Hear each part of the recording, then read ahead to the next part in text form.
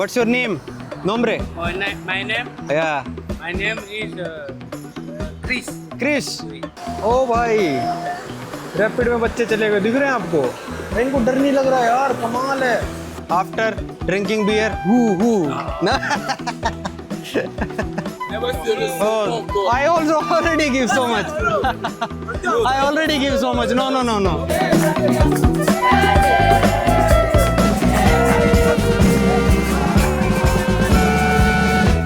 स्वागत है आप सभी लोगों का एक नई वीडियो में। मैं इस समय हूं अपनी कंट्री नंबर 165 165 और फ़ोन को थोड़ा ज़ोर से पकड़ लूं।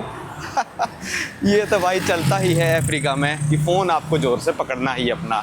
ये अनरिटन रूल है यहाँ का कि आपको अपनी बिलोंगिंग्स का बहुत ज़्यादा 10 गुना ज़्यादा ध्यान रखना है। तो मैं अभी हूँ रिपब्लिक ऑफ कॉन्गो की कैपिटल ब्राज़ाविल में, और मैं आ गया था परसों रात को, पहुंचा था। रिश्वत दे के एंट्री वेंट्री करी। यहाँ पे एयरपोर्ट पे खुलेआम रिश्वत ले रहे हैं, कुछ नहीं है, मतलब कोई रूल नहीं है। वहीं पे एयरपोर्ट में वो गद्दा दे के सुलाने लग रहे थे अपने साथ ही। ये सब आप पिछली वीडियो में जाके देख सकते हो। तो भाई यहाँ से मैं अगली कंट्री जाऊँगा कल। भाई पता नहीं यार, लोग घूरते हैं तो मेरे को समझ में नहीं आता क्या करना है, वो क्यों घूर रहे हैं। और पुलिस वाला और आर्मी वाला ना हो, बस लोकल लोगों से तो चलो फिर भी हम डील कर लेंगे। तो यहाँ पे मैं आ गया था। अब मैंने अपने होटल वाले से पूछी कि भाई यहाँ पे क्या है घूमने का, कौन सी प्लेसेस तू रिकमेंड करता है। कहता प्लेसेस क्या करूँ मैं, क्या रिकमेंड करूँ, कुछ भी रिकमेंड नहीं कर पाया वो, ज़ीरो बिल्कुल। ठीक है, एक चर्च है यहाँ पे, एक अच्छी सी रोड है जहाँ से दूसरा देश दिखता है। इस देश के बारे में बात करेंगे इस वीडियो में हम। अभी हम चलते हैं भाई पहले खाना खाने। यहाँ पे चलते हैं भाई ऐसी हरी कलर की टैक्सी, और पुलिस वाला खड़ा है भाई सामने ही, ट्रैफिक वाला। थोड़ा ऐसे करके वीडियो बना रहा हूँ मैं जानबूझ के ना।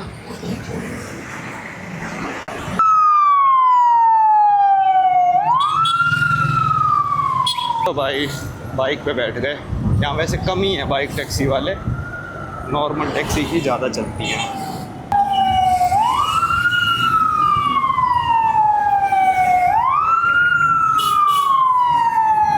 वो दिखने लग रहा भाई चर्च। यहाँ मेरे को छोड़ दिया चर्च पे, और चलो अंदर चलते हैं। इस गाड़ी वाले ने हॉर्न मार दिया। भाई साइड से चर्च कुछ ऐसा दिखता है, वैसे बेसिलिका कहते हैं। और चर्च और बेसिलिका में मेरे को आज तक अंतर इतना खास समझ में तो आया नहीं है, पर चर्च ही कह सकते हो आप। तो भाई सबसे पहले मैं चर्च में क्यों आया कि भाई एक तो ये सेफ़ प्लेस है वीडियो बनाने के लिए। यहाँ पे मेरे को भी वीडियो बनाने के लिए ऐसा टोक नहीं सकता, ठीक है, क्योंकि टूरिस्ट वगैरह यहाँ पे आते रहते हैं और यहाँ पे तो सब लोग फ़ोटो वगैरह लेते ही रहते हैं। तो मैंने कहा जो हिस्ट्री वगैरह बतानी है फटाफट मैं यहाँ पे बता देता हूँ, हिस्ट्री ज्योग्राफी यहाँ की। फिर हम आगे जब सिटी घूमने चलेंगे थोड़ा थोड़ा जो भी हो सकेगा दिखा दूँगा मैं।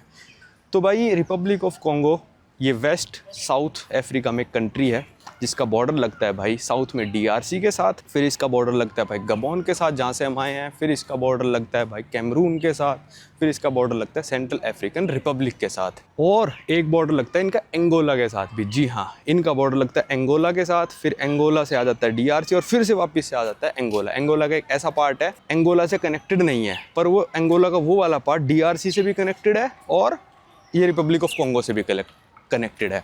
एक स्पेशल बात है, इनका जो कंट्री का नाम था वो पहले कॉन्गो ही था, मतलब एक तरह से आप कह सकते हो पीपल्स रिपब्लिक ऑफ कॉन्गो, पर इन्होंने फिर कॉन्गो ही कहते थे सब लोग, पर इन्होंने अपना नाम 1999 में चेंज करके रिपब्लिक ऑफ कॉन्गो कर दिया, क्योंकि उस साल में जो इनका पड़ोसी देश है उनका पहले नाम होता था जायर। जो डेमोक्रेटिक रिपब्लिक ऑफ कॉन्गो का नाम था पहले जायर, उन्होंने अपना नाम चेंज करके डेमोक्रेटिक रिपब्लिक ऑफ कॉन्गो कर दिया। तो इस वाले कॉन्गो ने अपना नाम चेंज करके रिपब्लिक ऑफ कॉन्गो कर दिया। 1979 से 1999 तक इनका सिर्फ कॉन्गो नाम था, लोग इसको कॉन्गो के नाम से जानते थे, पर अब दो कॉन्गो हो गए थे।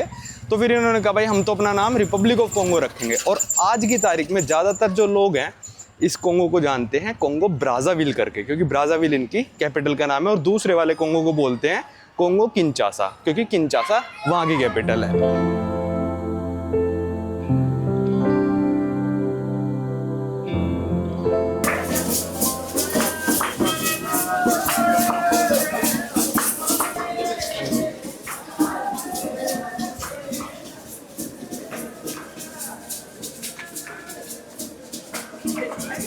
भाई आज कोई बहुत ही बड़ा फंक्शन है यहाँ पे, पूरा लग रहा है ब्राज़ाविल यहीं पे आ रखा है। और ये चर्च भी बहुत ही ज़्यादा सही है यार देखने में ना, आर्किटेक्चर वाइज।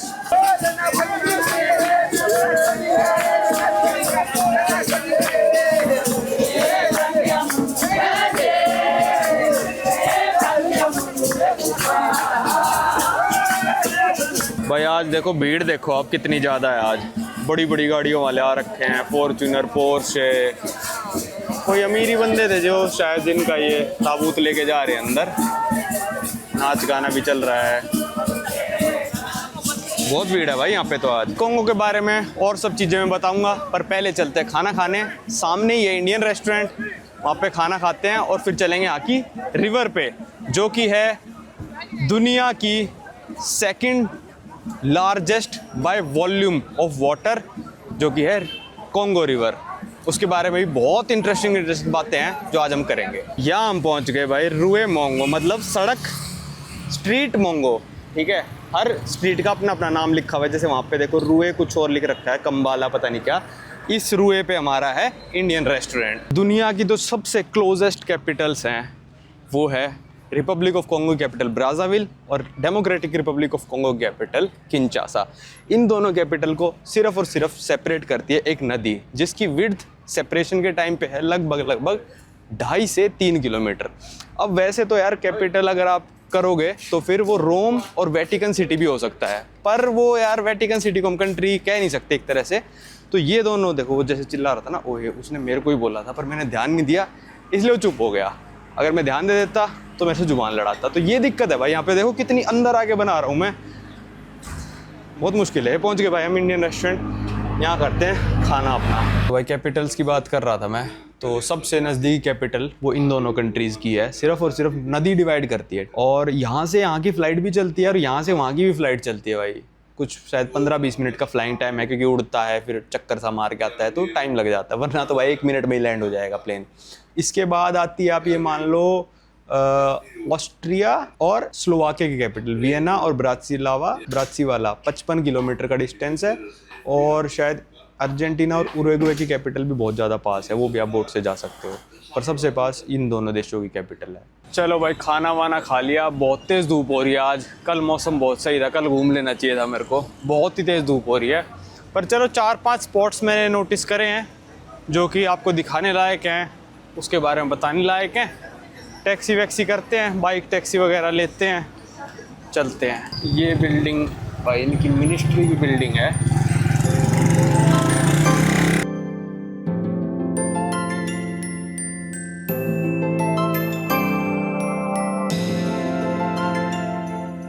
बाइक वाला मिला है मेरे को। मैंने उसको बोला मेरे को 3-4 जगह जाना है, बार बार बाइक नहीं पकड़नी पड़े, मैं तेरे को ज़्यादा पैसे दे दूंगा। मैं वैसे हर 3-4 किलोमीटर के ना 500 सीफा लेते हैं बस। ये पहली जगह हम पहुंच चुके हैं जहाँ से आपको दिखाऊंगा मैं कोंगो की नदी। भाई ये सामने मेरे आप जो देख रहे हो ये है कोंगो की नदी, रिवर कोंगो रिवर।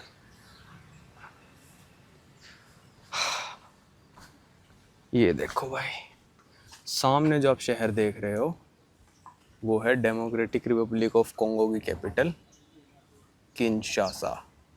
हमको यही नदी पार करनी है, वहाँ कहीं इनका पोर्ट है, यहाँ से 500-700 मीटर दूर, और वहाँ हम जाएंगे कोंगो पे। रिपब्लिक ऑफ कोंगो से डेमोक्रेटिक रिपब्लिक ऑफ कोंगो, लगभग यहाँ पे जो नदी की चौड़ाई है वो 3 किलोमीटर की है भाई। कोंगो रिवर के बारे में मैं आपको बहुत इंटरेस्टिंग फैक्ट्स बताने वाला हूँ भाई अभी। ये है दुनिया की डीपेस्ट नदी, इससे ज़्यादा डीप नदी कोई और नहीं है। अमेज़न भी नहीं, गंगा भी नहीं, कोई नदी इससे ज़्यादा डीप नहीं है। अपने डीपेस्ट पॉइंट पे इसका रिकॉर्ड करा गया है, 220 मीटर गहरी है। Second highest discharge by volume इसका है आफ्टर अमेज़न, मतलब गंगा से भी ज़्यादा पानी इस नदी में बहता है। अमेज़न से पीछे है बस ये। नाइल में तो पानी काफ़ी कम है, वैसे भी लॉन्गेस्ट तो नाइल है खैर, ठीक है। जो अमेज़न नदी है वो है दुनिया के सबसे बड़े rain forest, Amazon rain forest, और ये जो कोंगो की नदी है ये सेकंड लार्जेस्ट रेन फॉरेस्ट में से गुजरती है, जो कि है कोंगो का रेन फॉरेस्ट। ये एक लौती ऐसी नदी है, मेजर रिवर, जो इक्वेटर को 2 बार क्रॉस करती है। और ये नदी इतनी ज़्यादा वॉल्यूम में पानी लेके आती है कि आज के टाइम में अगर इसके ऊपर हाइड्रो इलेक्ट्रिक डैम बना दें, जो कि बनाने लग रहे हैं लोग, $100 बिलियन का प्रोजेक्ट है, तो भाई पृथ्वी के जो सबसे 2 बड़े हाइड्रो इलेक्ट्रिक डैम है ना, उनसे ज़्यादा बिजली प्रोड्यूस करेगा। इतनी बिजली प्रोड्यूस कर सकती है रिवर कि पूरे के पूरे अफ्रीका की नीड्स बिजली कितनी भी है उसको पूरी कर सकती है। चलो यहाँ पे एक मेरे को स्पॉट मिल गया था, वरना यहाँ पे एक रेस्टोरेंट था, वहाँ पे बैठ के खाना वाना खाना पड़ता। मेरे को एक छोटा सा ऐसी स्पॉट मिल गया था, यहाँ से मैंने आपको कॉन्गो की रिवर दिखा दी। एक और जगह जाऊँगा बाइक वाले को लेके, जहाँ पे कॉन्गो के आप रैपिड्स देख सकते हो, मतलब जहाँ पानी काफ़ी तेज़ी से बहता है। सामने कल जाएंगे, होपफुली कल भाई पहुँच जाएँ हम सामने, अपना आखिरी ख़तरनाक देश निपट जाएगा। तो इतना पास है भाई DRC की राजधानी ROC की राजधानी से। चलो चलते हैं नेक्स्ट स्पॉट पे। भाई ये पहुंच गए हम अपनी दूसरी लोकेशन पे। ये है एक बहुत ही ख़ास आदमी की कब्र। भाई ये हम आ गए एक कब्र पे जो है ब्राज़ा की। ब्राज़ा कौन था? एक फ्रेंच बंदा था जिसने ब्राज़ाविल शहर बसाया था 1880 में, तो उसके नाम पे ये कब्र बनाई गई। भाई ब्राज़ा पहले दफन करा गया था भाई ब्राज़ा को पेरिस में, फिर अल्जीरिया मूव करा, और फिर फाइनली उसके जो आखिरी मतलब वो जो राख बचती है उसको यहाँ पे लेके आ गए थे। पहले तो यहाँ के लोगों ने बड़ा प्रोटेस्ट किया इसको लेके कि भाई हम क्यों याद करें उस फ्रेंच बंदे को जिसने हमारे ऊपर राज करा था। और कई लोग कह रहे थे कि भाई भूत पिशाच से भी रिलेशन है, पर अब मतलब ठीक है, अभी भी लोग प्रोटेस्ट करते हैं कि इसको हटा देना चाहिए इस मूर्ति को, क्योंकि हमको अपना पास्ट याद दिलाता है। जैसे हम बना दे भाई जो ब्रिटिश ने हमारे ऊपर राज करा था उसकी मूर्ति ऐसे बना दें, तो ऑब्वियस सी बात है हमारे भी बंदे भड़क जाएंगे। ये म्यूज़ियम है, अंदर जाना फ्री है, रिकॉर्डिंग अलाउड नहीं है, तो टाइम वेस्ट नहीं करते हम अंदर। कब्र के लिए एक्स्ट्रा पैसे देने पड़ते हैं और अपॉइंटमेंट भी लेके आनी पड़ती है, वरना ये छोटा सा एक पार्क बना रखा है।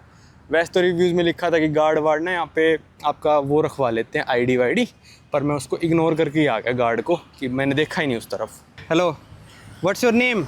नोमरे? My name is Chris. Chris? Oui. Christ? Chris. Comme You speak English? Bom Bom. ये हम आ गए इस रोड पे भाई, सामने आपको दिख रहा है किंशासा, कॉन्गो की नदी, और ये इनकी सबसे मेन रोड है। पता नहीं क्या बोलते हैं इसको, क्रोनिक क्या बोलते हैं, सबसे मेन रोड है। और मैंने भाई को बोला है कि मेरे को जाना है उस ब्रिज पे, आपको शायद मेरे को भी नहीं दिख रहा यार, ये रहा, उस ब्रिज को पार करना है। ये भी एक मतलब देखने लायक जगह है। चाइना के अच्छा कम्युनिस्ट के फ्लैग लगा रखे हैं, इसके बारे में हम उतर के बात करते हैं।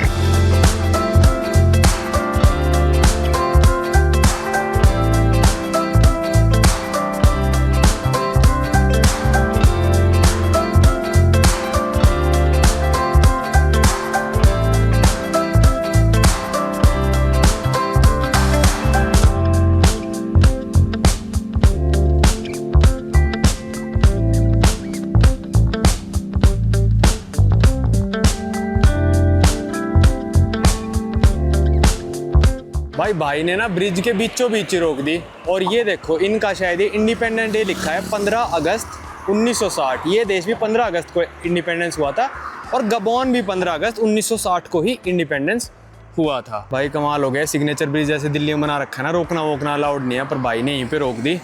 चलते हैं, लेट्स गो। यहाँ पे क्या ही खड़ा हो गया बताऊँ भाई, आगे रोकवाएंगे। यहाँ पे इनका एक मोन्यूमेंट आ गया था जिसका नाम है ले सिग्नल। पता नहीं क्या है ये, क्या नहीं है, पत्थर सा बना दिया बस, ठीक है।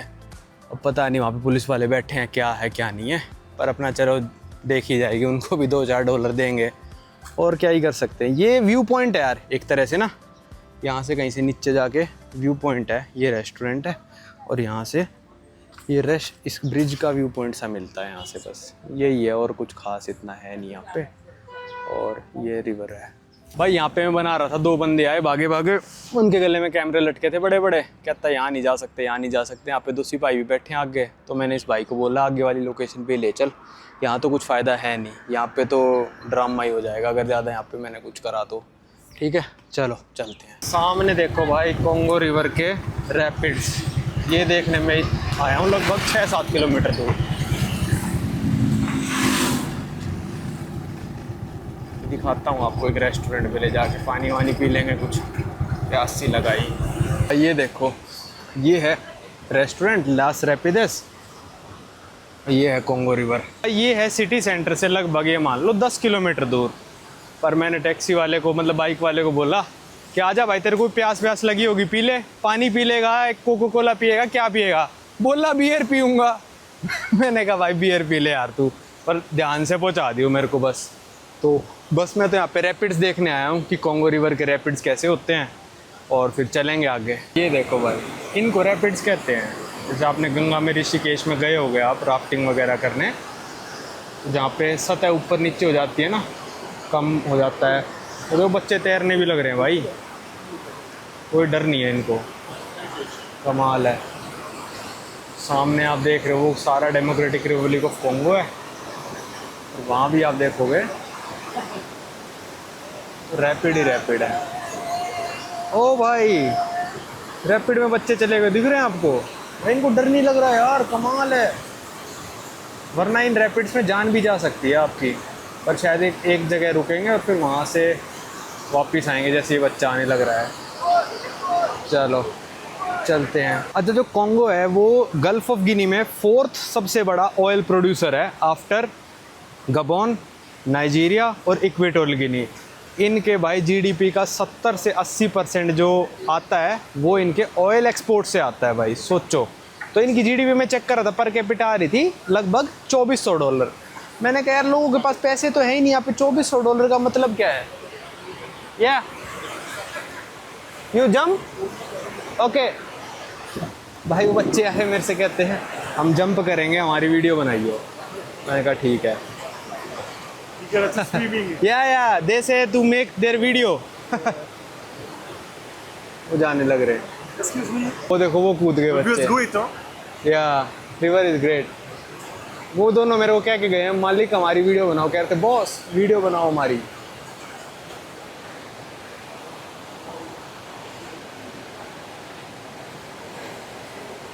ये जा रहे हो। वो भाई बिल्कुल डर नहीं लग रहा है यार बच्चों को, कमाल है भाई। कमाल के बच्चे हैं भाई, वहाँ से चलते आए, ये पहले भी यही जा रहे थे दोनों। तो भाई अब देखो, जो इनकी पर कैपिटा जीडीपी $2400 है, ठीक है। उसके बाद इनका 80% जो पैसा आ रहा है वो ऑयल एक्सपोर्ट से आ रहा है। बचा खुचा ये मान लो थोड़ा बहुत इनका 70% ऑयल मान लो, 10% मिनरल से भी आ रहा होगा। भाई 70% से 80% आप जीडीपी में से हटा दो, तो इनकी असली पर कैपिटा निकल के आती है लगभग $500। मतलब महीने के, हेलो फूड, अच्छा इनको थोड़े पैसे दे दूँ, ओके ओके कमिंग। तो भाई बच्चे पैसे मांग रहे हैं, दे देता हूँ, मेरे पास 2000 का है, मेरे लिए कर्तव्य भी कर रहे हैं इतना, कोई दिक्कत नहीं है, दे देंगे। भाई 2-3 हज़ार फ्रैंक दे दिए, लड़ने लग गए बच्चे आपस में ही कि मेरे को दे दिए, मेरे को दे दिए, उसको नहीं दिए, उसको दे दिए। किस किस को दूँ भाई मैं? अब 3000 फ्रैंक बहुत ज़्यादा हो जाते हैं, 500 के होते तो क्या पता मैं दे देता उनको सबको ही।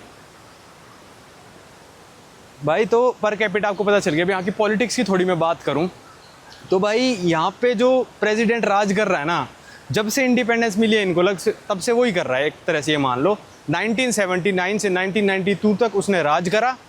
1992 से 1997 तक यहाँ पे एक डेमोक्रेटिक इलेक्शंस हुए, उसमें दूसरा बंदा बन गया, पर वो पहले वाले प्रेसिडेंट को ये चीज़ पसंद नहीं आई। उसने भाई 5 साल बाद, वो मिलिट्री का ही बंदा था, उसने दंगे फसाद सिविल वॉर करा दी, और 1997 से 2026 तक अब फिर से वो प्रेसिडेंट है। तो मतलब एक तरह से मान लो 1979 से लेकर 2026 तक वही रहा है एक तरह से, आप ये मान के चलो। तो ये इनका यहाँ का पॉलिटिकल सिस्टम है भाई। तो आप समझ सकते हो कि यहाँ पे वीडियो बनाने में इतनी परेशानी क्यों है।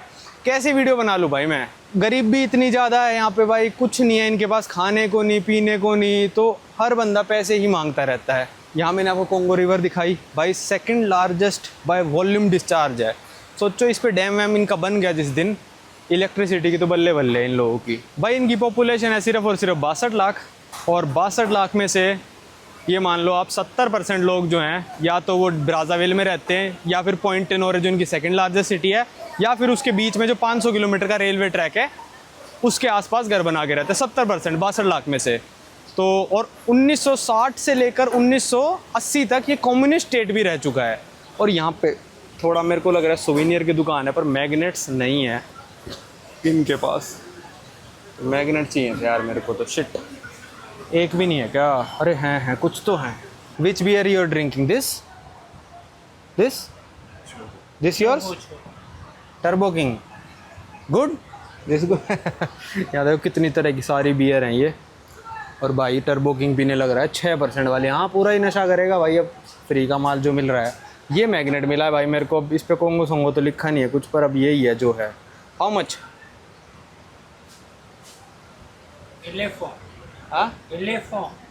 Elephant rhino after drinking beer हु ना। मस्त बंदा है भाई अपना दोस्त ना। और चलते हैं यहाँ से वापस। यही था बस दिखाने का यार, बेचारे उन बच्चों में लड़ाई हो गई। मैं क्या ही करता यार, किस किस को पैसे दूं? बैठे हैं क्या वो?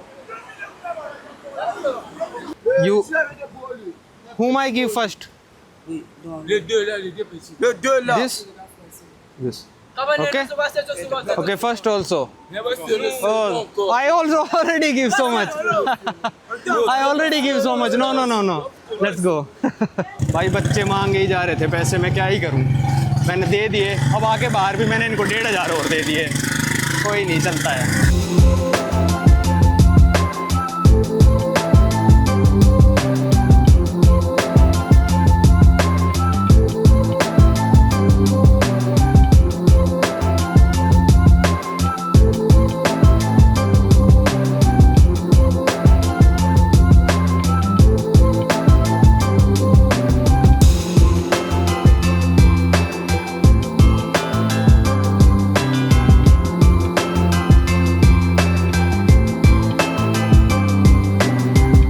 भाई क्राइस्ट भाई ने हमको सही सलामत अपने होटल पहुंचा दिया है। अब भाई की परीक्षा है कि भाई मेरे से कितने पैसे मांगता है, क्योंकि मैंने नहीं डिसाइड करा था कि कितने दूंगा। मेरे हिसाब से अगर 5000 मांगे तो मैं 7-8 हज़ार दे दूंगा, अगर 10 मांगे तो मैं इससे बार्गेन करूंगा। देखते हैं। वैसे तो हम गए होंगे भाई 10-12 25 किलोमीटर हो गया होगा मेरे हिसाब से, तो ज़्यादा से ज़्यादा 7000 होने चाहिए। तो बंदे ने 7,000 मांगे हैं, ठीक है। तो कोई दिक्कत वाली बात नहीं है, हम इसको जितने भी होंगे सारे दे देंगे। चलो भाई जा रहा है, बाय बाय। बियर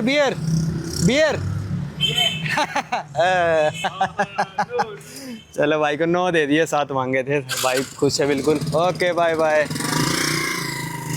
भाई आते वक्त मैंने यहाँ पे पेट्रोल का रेट और देखा तो था 625 सीफा और 775।